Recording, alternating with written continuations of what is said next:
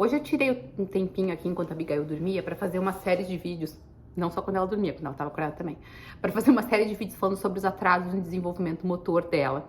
E eu falei sobre hipotonia, sobre língua presa e frenectomia, e falei também sobre por que nós começamos a fisioterapia com 10 meses de idade.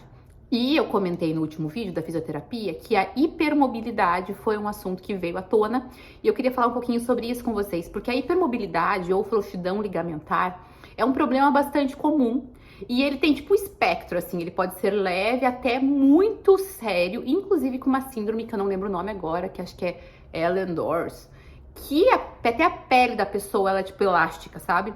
Porque a hipermobilidade é um problema ligado à síntese do colágeno. Então ele não sintetiza o colágeno direito, tem excesso de elastina, um negócio mais ou menos assim. Então as articulações, os ligamentos ficam frouxos.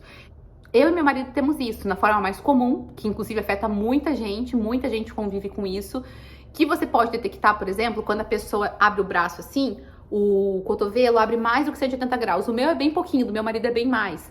O joelho da pessoa, quando ela tá com o joelho esticado, fica bem para trás. O dedão, ó, a gente consegue encostar o dedão assim aqui, ó, tá vendo? O minguinho, ele faz... mindinho, não sei como que você chama, ele faz 90 graus ou mais de 90 graus quando puxado para trás. Então, esses são alguns sinais da hipermobilidade ou frouxidão ligamentar.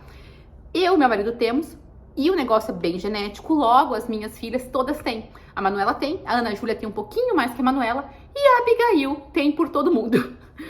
E foi essa questão que impediu o desenvolvimento dela, por exemplo, no engatinhar, e agora tem sido uma questão no ficar em pé sem apoio e também no caminhar, no andar. É comum bebês com hipermobilidade ou frouxidão ligamentar demorarem mais para atingir os marcos de desenvolvimento. Eu li alguma coisa que bebês com hipermobilidade devem andar por volta dos 20 meses, por exemplo, que é quase 2 anos, né? Mais de 1 ano e meio. O esperado é que o bebê ande entre 10 meses e no máximo até 1 ano e meio, que é esse o ponto que você começa a ficar preocupado se o bebê não estiver andando. No caso da hipermobilidade, pode demorar mais. Eu não sei se a Abigail vai demorar tanto, por quê? Porque nós estávamos com a fisioterapeuta. Como eu falei, a gente começou a fazer fisioterapia com 10 meses por causa da questão do engatinhar, que também está relacionado à hipermobilidade. E assim que ela começou a ficar de pé, a fisioterapeuta já observou que essa hipermobilidade estava prejudicando o suporte do tornozelo. A primeira coisa que ela pediu foi que a gente comprasse um tênis de cano alto para tentar dar suporte para o tornozelo. Lá no blog, eu vou deixar o link aqui na descrição, eu coloquei uma foto para vocês verem como o tornozelo dela virava para dentro, demais. O que não dava, então, sustentação. E também o joelho para dentro. A gente comprou o tênisinho, ele não deu o sustento suficiente para Abigail.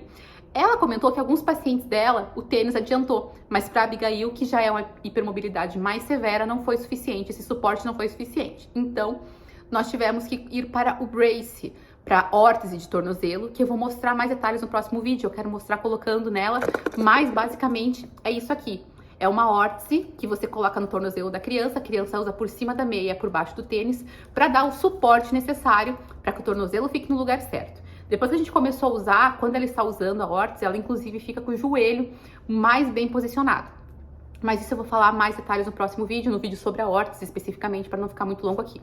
Ah, um detalhe sobre a hipermobilidade, né? Eu lembro até que comentei com a fisioterapeuta. Um dia a Abigail estava sentada e ela simplesmente virou a perna dela assim.